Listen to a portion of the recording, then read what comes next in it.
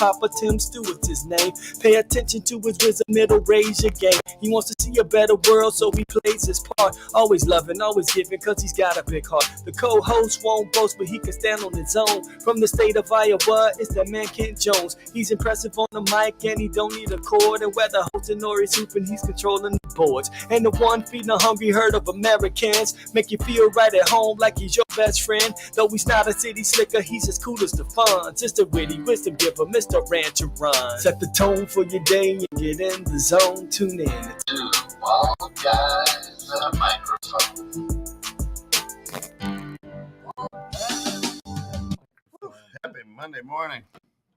Here we are. I apologize for running in front of the camera a couple times. Radio, you didn't see it, but we are streaming now off of our live new fancified back end and technology. So hopefully y'all are listening out there are loving it. So we are just blessed, of course, to be able to do this because of our good friends over at Natural Therapy Wellness Center, www.mchenrymassage.com, 815-385-8190. Really with us from the beginning, from the word go. September 5th, 2016. Yeah, from the word go, which is great. My brother-in-law just had some issues and we sent him over there, and his results have been amazing, as you know, everyone is who goes over and visits John. So highly recommend Natural Therapy and Wellness, not just because they sponsor us, but because we use them when we if you're a little stressed, show up to Natural Therapy Wellness Center and you'll be blessed. I'll get rid of it. Oh, look at that. You're the poet today. How about that? Good trip. You were gone. We were off air last week. I said, well, I didn't want to sit here and talk to myself and bore people. So happy Columbus Day, but you were on vacation. Had a good trip. We did. We went to Pigeon Forge, Tennessee first. Spent some time there. Saw just some amazing things. Had to set through an update for our program called Global Discovery Vacations, and wound up going to dinner with the lady who was our update sponsor and her husband, a retired sheriff from down there, and I got a new client. There you go. Went in for an update, got a client. Then we met Frank and Christina in Massanutten, Virginia. How do you name something Massanutten? There was a lot of somethings out there. Going on? Yeah, we played a couple rounds of golf. We went to a waterfall. One of the reviews on the waterfall said, it's downhill all the way to the waterfall. Means it's uphill all the way back. They didn't get the grade of the downhill uphill. Right. Basically, you couldn't stop yourself from running. Oof. Let's just say it was a challenge. Yeah. But it was a beautiful waterfall. We got down there. Relaxing. We're very competitive with Frank and Christina, the girls versus the guys. And we were smoking at the beginning. We won the first 3 rounds. And then they came back and tied it. And on the last night, they beat us at the final game. So they took you right up. They took the championship. That is fantastic. We so it was a good week here. Got new technology, just trying to upgrade stuff. Hopefully the sound's coming across much better out there in Radio Land. So we appreciate everybody, and we're excited that we're able to do this. So good stuff. We are focusing on quarter 4. We entered quarter 4 and of 2022. Hard to believe. It just seems like last week it was springtime. And man, time has flown in 2022. An odd year, of course. Well, it's an even year. Year, but odd. Kind of crazy. Nonetheless. Kind of crazy. And it is. And if you're a fan of 2 bald guys and a microphone, of course, we believe in kind of taking a look at quarter 4, wrapping things up, and how do you finish strong and start the way you finish in the next year of 2023. We look at the sports analogies. Obviously, we're both coaches, and this weekend was a tale of 2 stories in the fourth quarter. For my Cornhuskers from Nebraska, they were losing at halftime 13-0, and came back in the fourth quarter and pulled out a 14-13 win. How about that? And then the Bears winning beating Minnesota in the fourth quarter, 22-21, and wound up losing. So, how do you prepare when you're coaching? How do you prepare your athletes as you're going into the fourth quarter of a game? Well, right, and not even for a game, but just for life, is you and I have done several shows over the years talking about how to write down your goals, how to put things in order, hey, Damon K. Ross is here. Come on in, brother, right here. You have to take time to kind of reassess those goals and what is the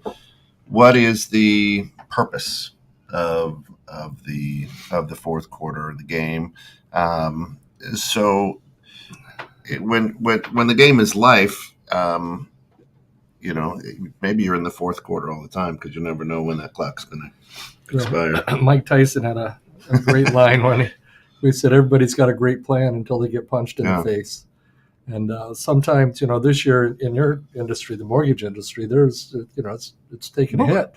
So, reassessing your goals coming in, everything's hot, everything's looking good. Now, here we come into the fourth quarter. You've had to reassess, I'm sure, a few times of, what the goals are. Well, and I might shock you guys. I might shock you guys by saying this, and I may not. Who gives a shit about the fourth quarter of 2022? In all reality, right? In all reality, you write goals down, personal goals, business goals, things like that. But unlike a basketball game, unlike a soccer game, it doesn't expire, perhaps, right? True. I mean, it just keeps. I mean, let's last year, last fourth quarter, time did expire for Uncle Pete. Yeah. Right. So, but all right, his game's done. That's why I say maybe we're always in the fourth quarter. But I think if you're going to get stressed out about the fourth quarter of 2022 because you haven't hit certain goals, right? Is it? Do you have to stress about it? You know what I'm saying? Well, my fourth quarter in basketball always started the same. When the third period ended and the athletes all came in, they'd come in and I'd ask the question, "Where are you going to dinner after the game?" Right? It'd just be a chill conversation because regardless if we're winning or losing, I want them to go out and play their best basketball. And if I throw a lot of stress on them, as you're saying, a lot of times they're going to go out and over commit, over drive. Nope. And I think the same thing for life, or in general, the fourth quarter of the year, the fourth quarter of life. I think we just need to relax and do what we do. I'm not saying to be lazy or take a nap, but just be you. Yeah, I like the point you were saying about when you're looking at life, that fourth quarter doesn't really matter because your year can start anytime. A year is what? 12 months. Right. That 12 months can start at any point in time. So you can always be in the first quarter or you can be in the fourth quarter. That's right. Maybe the fourth is the first. Maybe the third is the second. I don't know. So I had a lot. I write down my personal goals. I write down my business goals. I write down my professional goals because I own a business. And I kind of take a look at that and keep them in front of me all year. But at the same time, here in the fourth quarter, I wanted one of my personal goals was to be 210 pounds at the end of the year. Right? I wrote that at the beginning of the year. Well, if that's the case, I'm going to become anorexic. If it's that, if it's like, oh, jeez, we missed it, right? I don't think weird things happen, but I don't think it would be healthy to lose. What am I? 235. So at 25 pounds in 3 months. I mean, people have done it, but you don't really keep it off. And just my lifestyle, I don't think it'd be all that healthy. Right? But I have lost 14 pounds over the year. So So that's pretty good. That's a good push, I think, right? And you've done it healthily. Right. Yeah. I think that's a really good way to look at it. I'm going to say something that's probably going to take people by surprise for a little bit, but I think we should all ditch expectations. Okay. And the reason I say that is because expectations are our concrete conditions for happiness. So if we don't reach those things, then all of a sudden we're not happy. So we have goals. Like you said, you have a goal. We have standards that we look to accomplish, but we don't use them as expectations because just as you said, you're probably not going to hit your goal. Right. But you're still aware of the progress that you've made. But when you're stuck in expectations, you're not happy with that progress because you only can be happy if you hit the goal. Our pastor kind of hit that out in his sermon on Sunday. He said, what's the difference between a Cubs fan and a Yankees fan? The Cubs fan that won the World Series once every 100 years. So, we're happy and grateful we did, we won 100 games this year. The Yankees fans, if they don't win the World Series, they're all pissed off. Right. Right. Same type of thing. I heard sometimes if you lower your expectations, you'll lower your disappointments. And I like, what you said there. Just go out and live life. Go out and be who you are. Be the best you can be, but don't set unrealistic expectations. Right. And it's about, again, progress, about getting better and, living life to the best of our abilities and having the most fun with it and not being overly concerned with the results. Because, again, if you are strictly focused on the results, you miss the joy in the journey. You miss the accomplishments that, hey, I've lost 14 pounds. It's nothing to be ashamed about or upset about. I'm wearing pants I haven't worn in a while. Dropped a notch. So you said, say that again because it was really profound. Drop what did you say? I said expectations are concrete conditions for our happiness. And I got that from one of my mentors, Paul Blanchard, so I can't take credit for it. I could because he's probably not watching. You can next time. Give credit the first time, right. Mention them the second time, third time. That's yours. Like I always said. That's right. That's right. And you can find it in Paul's book. That is, I like that. And is it that here at the end of this fourth quarter that's why we do good morning, Jen, glad to have you with us, sister. Is it why in the New Year's resolution such a big thing? Because all of a sudden we sit here on December 31st at the end of the fourth quarter of the year, the calendar year, and say, well, this next year. Is that why we do it? Because we had those expectations and they were so concrete. You're just like, yep, crazy, right?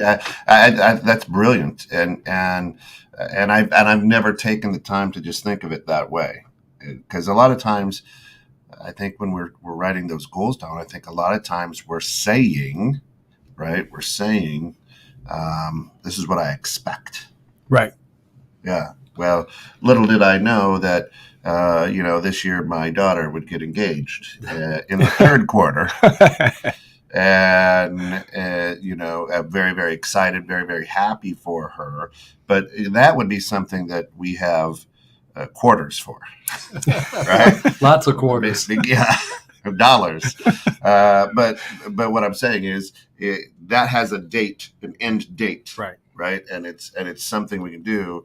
But you never know the journey that you go on. And I don't think when people write down goals, we've gone through it, SMART goals and this and that, put a date on it, this and that, and what do you reward yourself for, and this and that. But I think sometimes it's just an exercise, right?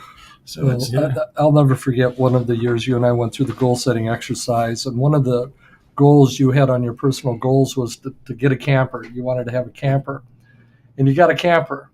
Yeah. It was beat up. It was not livable, but you had a camper. And sometimes our goals are like that. We push to get to that goal. In weight loss, you have a cruise coming up. You have a wedding coming up. You push to lose the weight. The wedding comes, and the weight comes back. right? Because we have the goal tied to an event. When our goal is tied to a lifestyle, like, as you talked about, and you and I have talked about this before, you're down 14 for the year. I'm down 12 for the year. I've got a few more I'd like to go, quite a few more I'd like to go. I have knee replacement surgery coming up on November 15th. Oh, wow. I'd like to lose another 10 pounds before I get there, just to make rehab a little bit easier. Yeah. But I'm not going to put it back on afterwards, because we have sat down, my wife and I, and established long-term healthy eating goals and exercise goals. And Well, I'm not in front of everybody again. I'm making coffee. Didn't make it. so I've been drinking tea lately, and that. Nice. But I think it's super, super important that we attach our goals to lifestyles, not events. And so, looking at the fourth quarter, if it's a finite game, like who talks about the infinite Right. game? I don't know, but If, kind of where you're going. right, Yeah. if it's got an ending and you've got 12 minutes left and you've got something to do, go do it. If you've got a diagnosis of cancer and they've said no, this is the end of your journey, well, maybe then you've got a few things you want to accomplish before you check out. But as long as you're living life healthy, you need to just focus on moving forward each and every day and being the best you can be every day. Well, I think you have to, again, I'll roll back to, my 10 rules of success that I have posted in my house, in my kids' rooms and everything. And number 7 is practice mindfulness, right? So the tough thing is when you're setting goals, when you're setting your expectations, when you're working on trying to improve yourself, the first thing is you are battling your toughest critic. You're battling your toughest defender, right? Yep. So you have chosen to go to battle with the most intense, strongest-willed being, because we're the toughest on ourselves. But when we're writing those, hey, I want to be doing 10 pounds, and I want the camper, and these are the things I want. We never put the plan in place. Going, man, I'm going up against Akeem Olajuwon and his footwork and. Right. Yeah. You know what I'm saying? Yeah. You know what I'm saying? You never look. Okay. I feel good about this, guys. Look at my list of things. Oh, by the way, you're going to get punched in the face by Muhammad Ali. Right. And we don't plan that out. So now all of a sudden, when I'm not 210 pounds, and that was my goal, I look back and go, oh man. Look at all those nights that at 10:30 at night I'm eating half a gallon of ice cream, Right. because I was feeling bad for myself or whatever. And as we're going into that fourth quarter, as we're trying to wrap up this year, and people get excited about the new calendar year, things like that. How do you really mentally prepare to step into battle with the best and the most critical and the most hard-assed person in the world? Well, in your world. Yeah, right. But that's go back to Chuck Inman and Chemical Brain Freeze, and the things that you need to do, to Sean Acor and the Happiness Advantage. Focus on the things that make you grateful. We have the formula all screwed up. Sean says we think we'll be happy once we become successful. Right. But when we can focus on gratitude and happiness first, success comes more naturally, and it's more real and long lasting. But when success is tied to things and stuff, and we don't get there, we never really truly find happiness. Yeah, you got to find that place within yourself. And that's, where we all make the biggest mistakes, because we want so bad to accomplish things. And like you said, Coach, we think, oh, once I get that, then I'll be happy. And it's like, no, because if you're happy as you're attaining those things, you're just going to be happy with more stuff. Yeah. And we don't want to be just happy with stuff. We want to be happy in our lives, whether you have the stuff or not. It's about who you're becoming and becoming the best version of yourself. So no matter what happens, you're okay, because I can look myself in the mirror at the end of the day and say, I'm happy with what I see. Well, this is all new information. There wasn't a child song that said, if you're happy and you know it, clap your hands. Right. We've had this message in our life for years, but we lose it somewhere. One of the guys I follow in sports talked about, he's a high-level soccer coach. He had a 6-year-old daughter. Well, he wasn't coaching his 6-year-old daughter's team, but he was there watching. He was amazed at the joy of the children. One of the girls scored, and the girls from the other team came in and applauded her and congratulated her. Nice. And on the field right behind him was an 8-year-old soccer game going on, and just out of the corner of his eyes, he heard one of the parents, Johnny, if he does it again, trip him back. Oh, my goodness.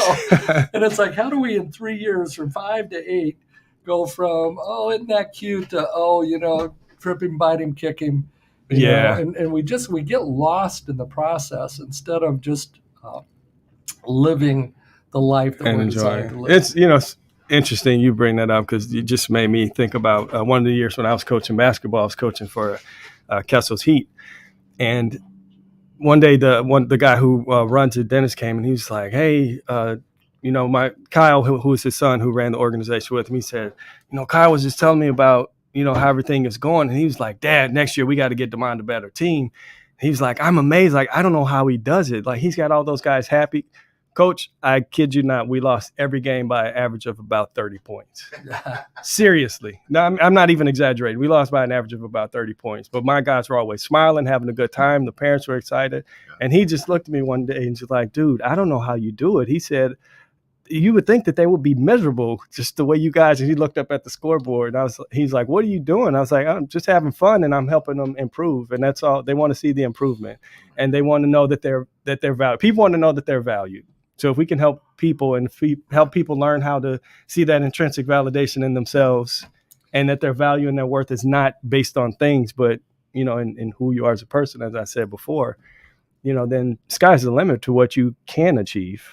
Well, as we all know, I've retired from athletic coaching until this Wednesday. When I go back to 6th grade boys at Johnsford Middle School, but just helping my daughter out with that. And my role is joy. Is to make sure they're having fun. She says, if I ever stop having fun with the kids, Dad, slap me, wake me up, because she can be extremely competitive. Oh yeah. I'm not sure where she gets it from, but at the end of the day, it's it is important that you're having fun out there. I've just experienced that same thing, but I experienced it for like 4 years. Mm-hmm. With the soccer team I had up, and you met them. You came and talked to them. And that's the biggest challenge to coach. Anybody can coach a winning team.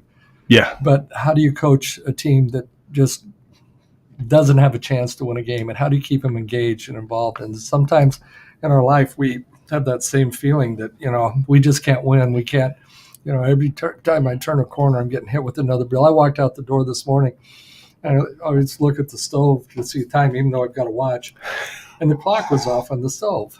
And I'm like, really? I went over and checked it. I reset it. The electronics is out of my stove. And I'm going, on the way here, okay, it's time for a new stove. Always something, right? Always something. Or maybe just new electronics. It could be. I mean, I don't know what it is. You guys eat out so much. Who cares? What are you cooking in there, really, right? Ramens.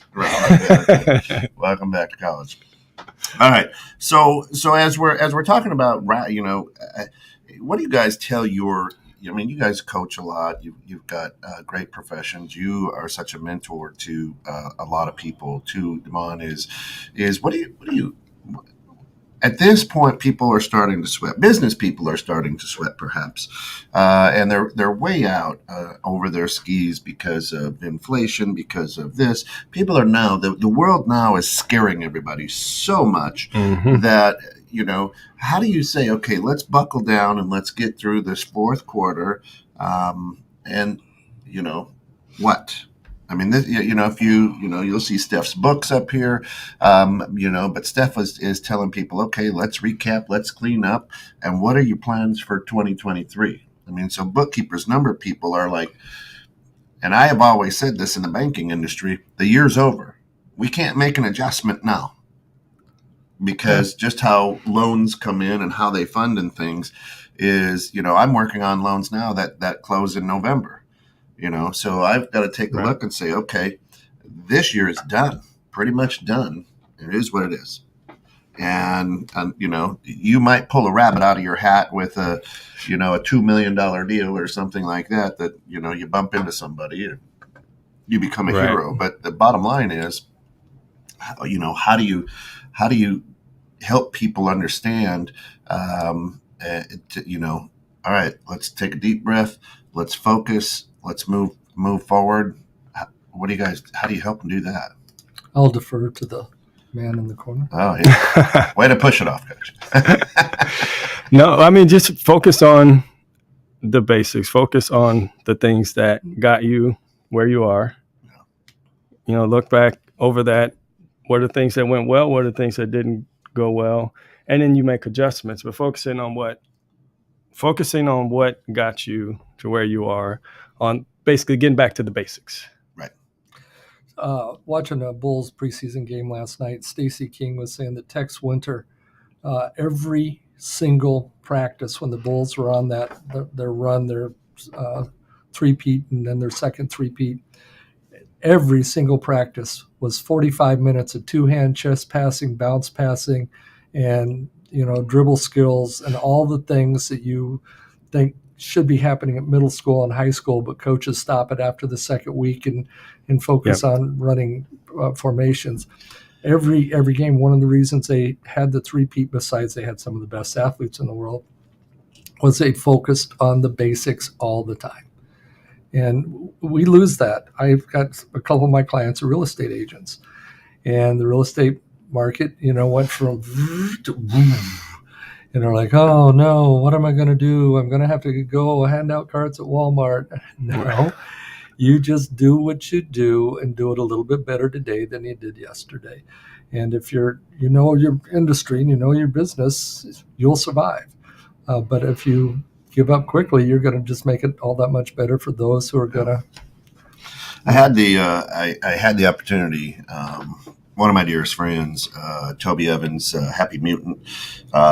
We've had him. I think he's been on before. He does a lot of adventure racing and things.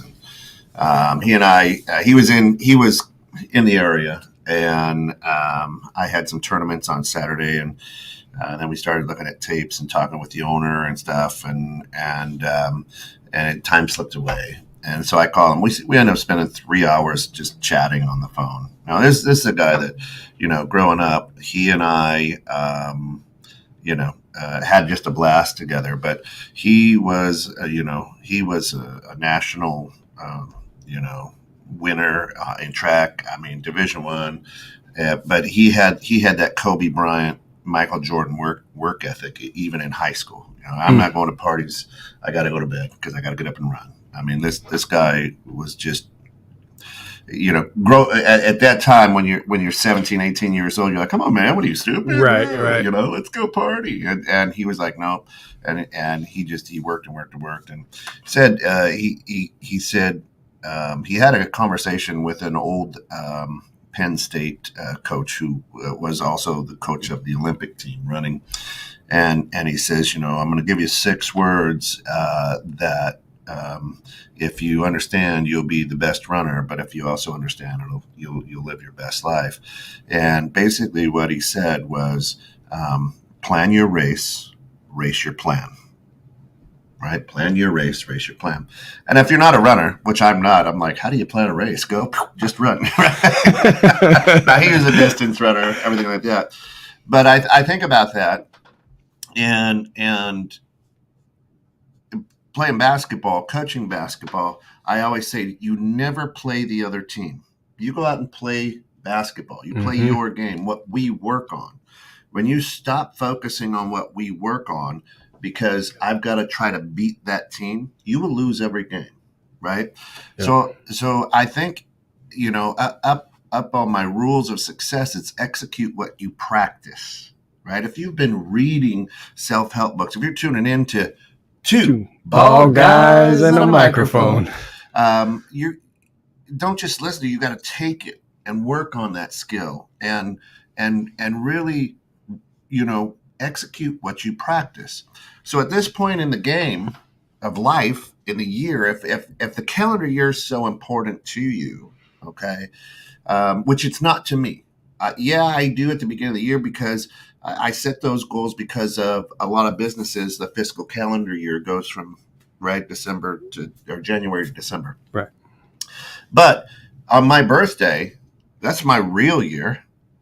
That's the way I look at it, right? So I set some real personal goals and challenges on my birthday to see if I can achieve some things. I'll give myself some challenges.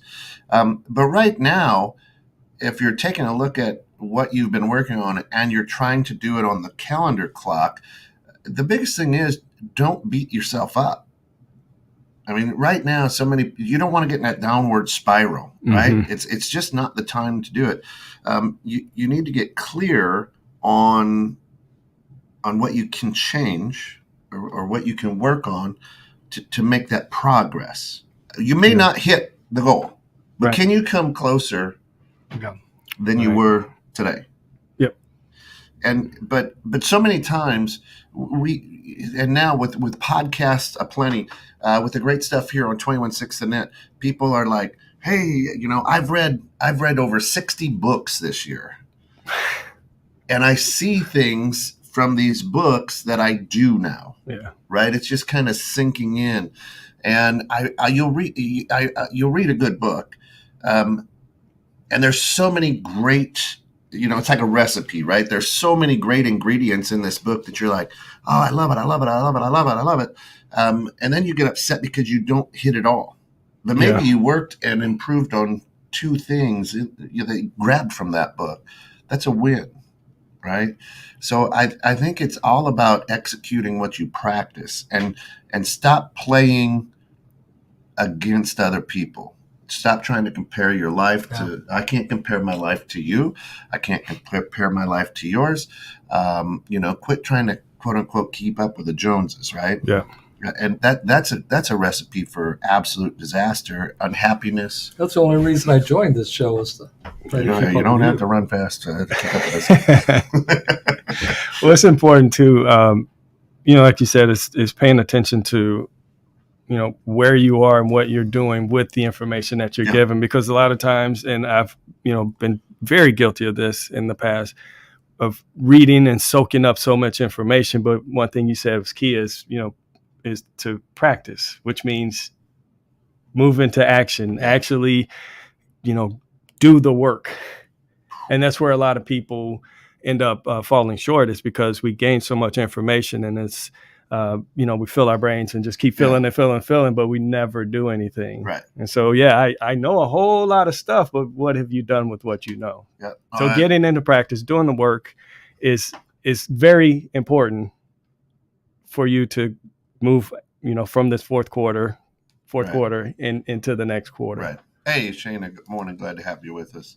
And it's just, this is where now I start getting angry at my wife. This is where now I start getting angry at my friends. Now I start getting angry at this, that, the third, and start throwing shade and blame on everybody because I decided to sit on the couch and drink beer all year. And I don't understand why I gained weight instead of lost weight. Now I feel bad, so now I'm also going to eat a bag of Doritos while I'm, okay, I made a good move. Now I don't drink anymore, but I'm with my Doritos now. I'm drinking a 2-liter bottle of Mountain Dew, right? Yeah.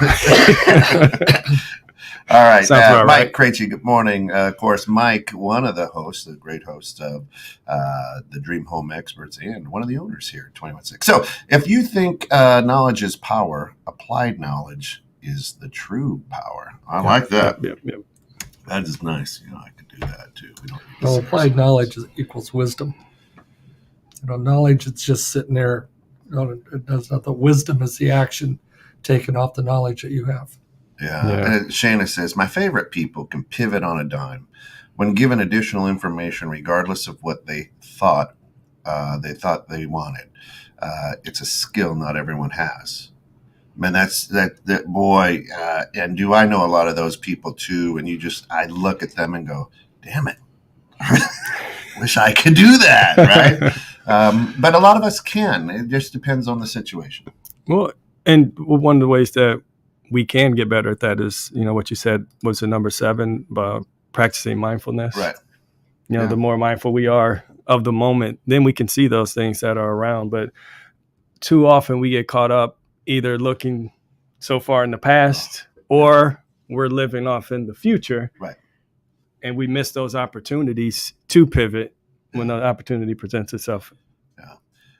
The other thing, when you're, I guess, pivoting or whatnot too, is understanding that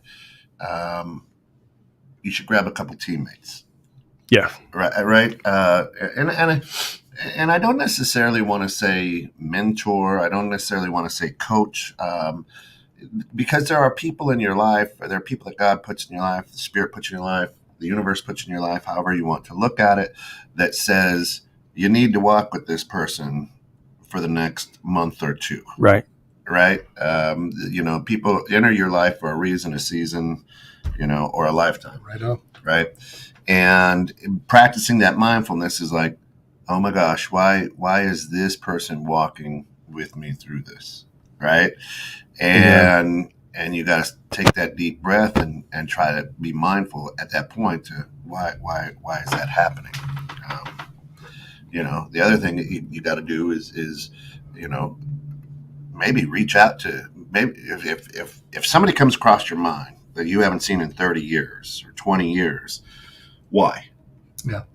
And maybe reach out to them and just say, hey, or whatever. Yeah, I've seen memes. Maybe I owed him $20. Maybe, then maybe not. I don't want to call. I've seen memes. I've seen, other things like, hey, if somebody just comes across your mind, that person is also thinking about you. Yeah. And it's just that energy trade. So, sometimes maybe, God, why am I thinking of Coach? Let me reach out to him. One of the things I've started doing in the last 6-7 months is every morning I get on Facebook and I hit the search and look at birthdays because birthdays show up. And then I give them a call on their birthday. Just say it, especially if it's somebody I haven't talked to in a couple of years. And just no other reason, just called to say happy birthday. Oh, and by the way, no. Remember that $20 you owe me? I never did get that check. Right. Shana says some people share wisdom freely and or hoard it. Don't hoard it. And don't hoard it. Maybe don't hoard it. What is that? Power of sorts. Oh, and hoard it maybe. So maybe some people share wisdom freely, and some people hoard it. What is that? Power of sorts. No, not necessarily. Are you going to them for their wisdom, or? Well, a lot of people share wisdom before people are ready for it. Mm-hmm. Yeah. They have all this and they just spew it out, and people are like, I don't want that. Yeah. And it shuts them off. What's the old saying? When the student is ready, the master will appear. The teacher will appear. Well, sometimes the master needs to keep his mouth shut until the student is ready. I see that so much at the school, and cause like I said, I work at therapeutic day school, so we work with kids with various social and emotional disorders and disturbances. And so they're more susceptible to becoming highly dysregulated. And so when they're in that state, when any of us are dysregulated, we're operating in lower brain and we're not able to receive information and different type of guidance. Yeah. And we'll get staff that will have a student that is obviously and very clearly dysregulated. We'll let them know, hey, you're dysregulated, but we'll still try to get them to comprehend and receive information that they don't have the ability to access right now. Right. So it's, that same sort of, idea and thought. Good morning, Randy. This is a special lady here. Is that right? Mrs. Illinois. This is the lady who goes out and gives and gives and gives and gives of herself. She's just a wonderful person. Thanks for checking in. Yeah, we should have you on sometime, Randy. Yeah. I'll check in with you and we'll find a date. Best time to answer the question is when it's asked. Sorry for the typo. All good.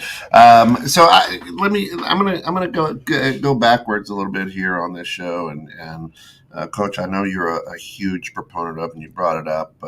Write down your things you're grateful for, and gratitude journals, and yada yada yada yada yada yada yada. Horse hockey. It's not that easy, and you're gonna say yes, it is. No, it's not. Because hey, Melody, good morning. Glad to have you with us. Morning, Melody. That feels good, and it's it's like taking your car through the car wash. I need an oil change, but I take my car through the car wash, and then I feel good because my car is clean. Meanwhile, my engine's still gonna seize up because of that, right? And it feels good, and it sells a lot of books. If it was truly that easy, the world would be the Garden of Eden. Well, that's one of those, and we can go around about this all the time, but it's got to be important to you. How easy is it for you to brush your teeth in the morning? Do you even think about it? I do. I do think about it. Right, but little circles, everything. I do think about it. But it happens, right? We've created it as a habit. And one of the things that the journaling on gratitude can do for you, I mean, we can go through all the benefits of it, and we've done shows and full weeks on it when we were back doing our full week sessions. But you've got to create it as a habit. It can't be a drudgery. Oh, I got to write down my 3 gratitudes so my day gets better. And your day's not going to get better if you're just doing it to check a box. You've got to really be focused on it and do it. And, I watch it all the time with my clients. When they start slipping, when we get on the phone call or the in-person meeting, and their first few sentences are like, oh, woe is me, the sky is falling. Let's see your gratitude journal. Well, I haven't been doing it because the sky is falling. Well, is it the chicken or the egg? It will help, but it's another thing. You have to believe in it, and you have to do it on a regular basis. If I didn't believe in brushing my teeth and I just stopped, I don't think it's doing anything. I brush my teeth all the time, and it's not doing anything. I'm just going to stop brushing my teeth. Well, what some of the fallout could be. And the same thing with gratitude, with journaling on gratitude. I believe it 100%. With many of my clients, if they stop doing their gratitude, I take a week off with pay. We're not going to have a meeting this week. You're going to get back in your gratitude journal, and we'll sit down next week and focus. And the next week, they'll come in all the time, whether they're faking it or right, but they come in happier, better, achieving more things. So there's truth to it, but you got to do it, and you got to believe in it. You look like you're not buying it, Kent. Nope. What's on your mind? Hey, I can journal about gratitude. You know what? I'm so grateful to have this job. Whoops. My job gets taken away from me. You know what? I'm so grateful to have this house. Whoops. You can write down gratitude all the way to homelessness, all the way to addiction, all the way. Hey, I'm so glad that I can still afford this crack. Right? You can gratitude yourself all the way to your death, and then you go, well, you know what? I understood that I was on a downward spiral, but I felt good, and I was grateful for. Well, I'm grateful that I have this pen to write. Pen runs out of ink. Well, I'm grateful that I found another stick that I could scratch into the sand to write my gratitude. Ladies and gentlemen, we have a special guest on the show, Eeyore. So, Eeyore, tell me how things are going in the what I'm saying is, if it was just that easy, hey, everybody, here's the key to life. Sit down and write out what you're grateful for from here to the end of the fourth quarter, and everything. Oh, you're going to be shitting rainbows and riding unicorns to work. Well, and I think that is the issue, is people are expecting a miracle and expecting the world to just shift and turn on the inside for them because of gratitude. Grateful. Right, because I'm grateful. Yeah, you've had some pretty, what's the word I'm looking for? Not critical, cynical thoughts on it. But one of the things here with what you're saying is that it's people who think it's just journaling that is going to do it. It's a lifestyle. It's just like the weight loss we talked about. How do you start your prayers? Do you start your prayer? Hey, Lord, you're screwing me up down here. Stop it. Sometimes, yes. Yeah. Right? Yeah, sometimes, or very did we much learn so. very young to be grateful at the beginning of our prayer life and our prayer journey? Isn't life the same way? If we can approach life from a more grateful attitude, we can deal with the challenges. We can deal with the pen without ink. We can deal with the things. But if we go in and we're all, the sky is falling, everybody else in the world is to blame, then what is it you said? If one of the guests we had on asked, would you be offended if somebody spit on you?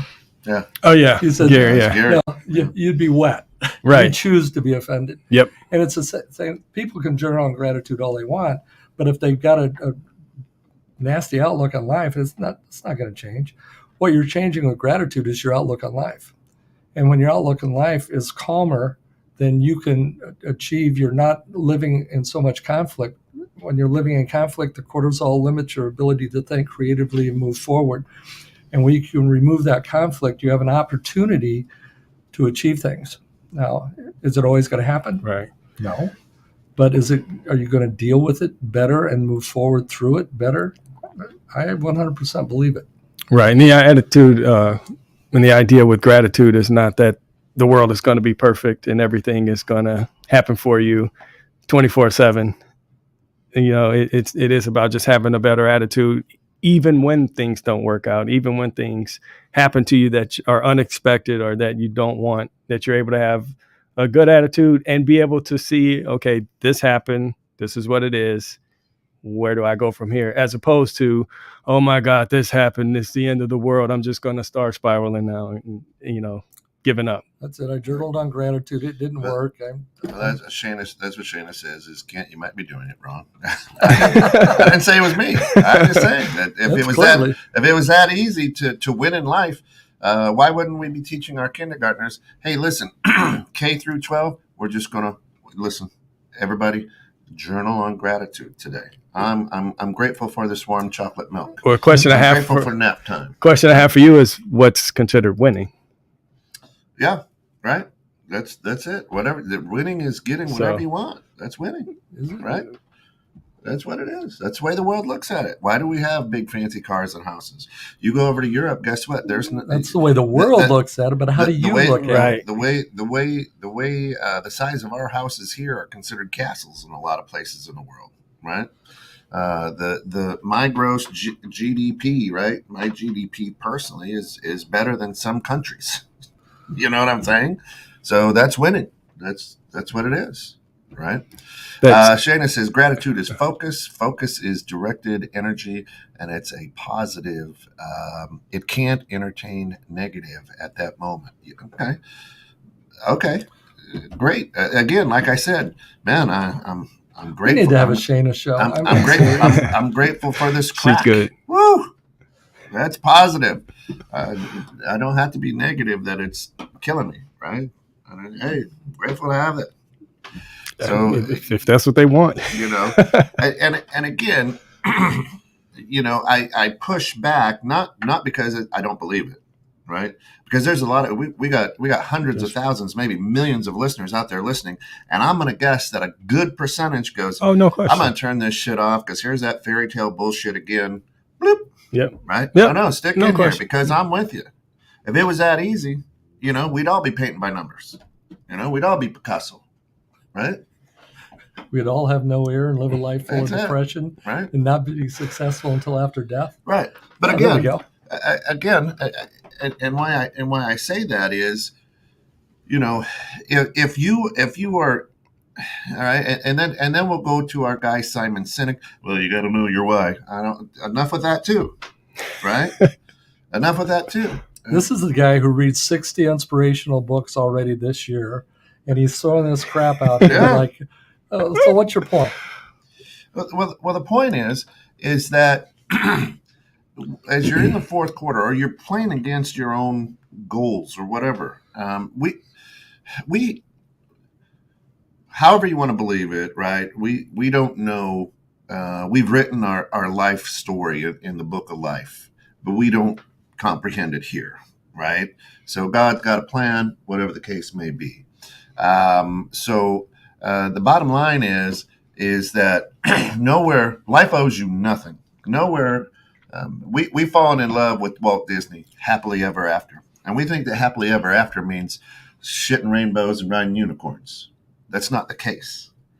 Life's a dirty grind, man. And True. You have to look yourself in the mirror right now. And if you haven't achieved those goals, you have to take a look and say, where's my grind been?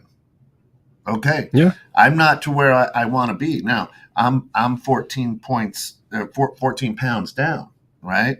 And my goal is still to get to that 210. Is it going to happen by December 31st? Again, maybe if I starve myself, maybe the crack diet I've been talking about, right? We don't recommend that, people. It's just, right? This is an opinion. We don't recommend that at all. But the bottom line is you have to be willing to look in the mirror. That's why I say we've set these goals up thinking all warm and fuzzy and I'm grateful for stuff. Well, the bottom line is this. You're going up, you're battling the hardest competitor you've ever battled, and that's your mind. Yep. And you, as you're writing these goals down, as you're looking at things, you aren't fighting for them. Okay. I write down a specific goal at work, but guess what? If I don't work hard to hit those goals, there's the door. So I work harder for somebody else's goals than I do my own because I need my job. And guess what happens?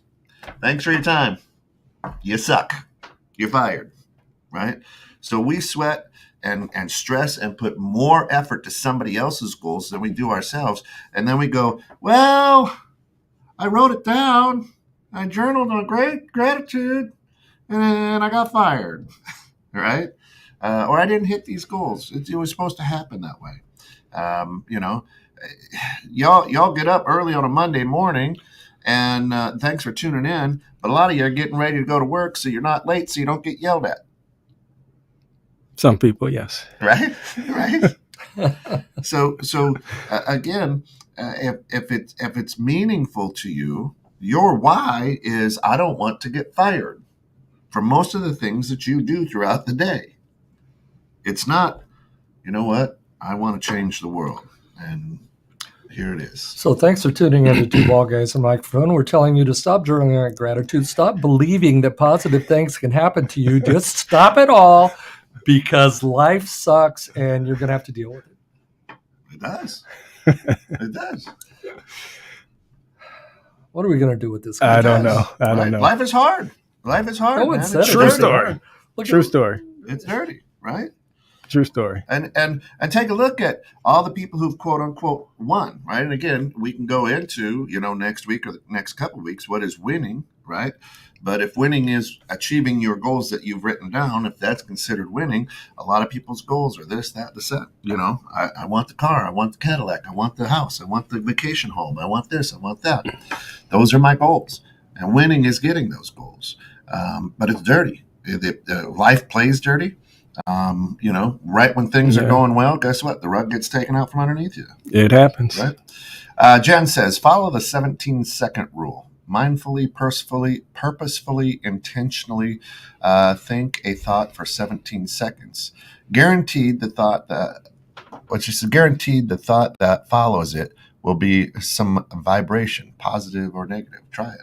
I like it. 17 seconds. I like it a lot. What's for you eventually finds you? What if you needed to be fired to move towards the win you pray for? No, that's true. That's true. But would you then in turn be grateful that you got fired? You may, right? But not at that time. I'm going to tell you what, you get fired and it may take you 3 months because now, your significant other, your life partner's yelling at you. You don't have money saved up. You don't do this. You don't do that. You said something key. You said you wouldn't be grateful at the moment, which also means that whatever you are grateful in the moment, you are grateful in the moment. Something bad may come later, but that doesn't mean that the gratitude wasn't real. Right. My future son-in-law, about 3 weeks before the wedding, said, Tim, can we talk? And I'm like, sure. Well, the company he'd worked for almost 15 years was closing its doors in Illinois. he was losing his job right before he was getting married to my daughter. He's like, what do I do? I said, you go to your bank, you take out $100, take her out to the best lunch you can find and tell her what's going on and that something better is right in front of you. And he looked at me like I was crazy, like you look at me quite often. And on the Tuesday before the wedding, he got a friend, his goal was to get into CNC operations. And his friend called and said, our company hires 2 apprentices every October. Now, this was July. He said his friend called him and says, hey, look, you should come meet the boss and give your resume. He says, you're not hiring until October, but he's in a really good mood today. You should stop by. And he's like, I'm getting married on Friday. We got all this stuff going on. He goes to my daughter and says, what should I do? And she says, well, Dad said something good might be on the horizon. You should go. Well, he goes, and about 2:00 that afternoon, he calls me up and he said, do you know a guy named Robert Haig? I said, you mean Murph? He goes, yeah, you'd say that. I go, yeah, why? We've logged over 5,000 miles on bikes together. He goes, he's the hiring guy. And today, almost 8 years later, Ashley is a journeyman CNC operator, all because of that moment. When he called me, he was living that life. I'm losing my job. Oh, woe is me. The world is dying. And he went into that with that positive attitude, and the outcome has been just nothing but great success in life for him and my daughter. Yeah, I now, and I want people to understand that you're being a pain in the ass. Well, no. Sometimes in life, you have to look at the other side of the coin. You do, right? Yep. And sometimes in life, again, like I said, we maybe have millions of listeners out there who are like, I've gratitude till my hands have fallen off, and my life sucks, right? It's still the grind.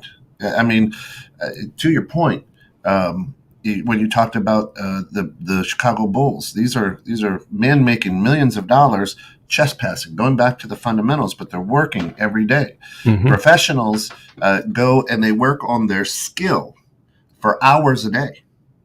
What surprised probably you and I in college is, hey, get in the gym and get shots up on game day.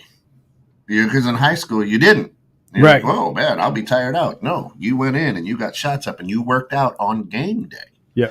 This is what professionals do. Whatever your skill set is, whatever it is. I mean, I spend hours reading books and doing things for this show, for all the shows here at 216 The Net. But the bottom line is, if you don't practice, execute what you practice, it doesn't matter what you do. Right? You can gratitude till you're blue in the face. You can, sit there in church, every day thanking God on your knees. But if you don't get out of that church and actually put some action behind it, How important do you feel that attitude is when taking part in any action? Oh, it's always 100%, and it is. Your attitude drives your work.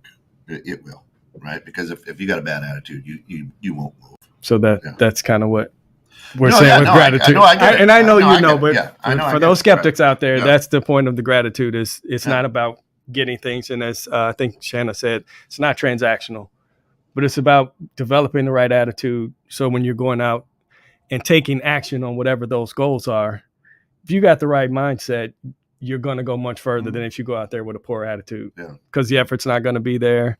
The focus is not going to be there. Yeah. And preparation's not going to be there. And the results won't be there. Right. All right. We are on the backside of this, guys. Great stuff this morning. Damon K. Ross in-house. Damon, if anybody wants to get in touch with you, how do they find you? You can go on Facebook, Damon K. Ross, or you can go to Instagram or Twitter at Damon K. Ross. There we go. And thank you, Natural Therapy and Wellness, for sponsoring this since the beginning. 815-385-8190. If Kent is stressing you out this morning, go get a massage. There you go. Thanks for tuning in, everybody. You rock. It's time to get off the bench and get back in the game.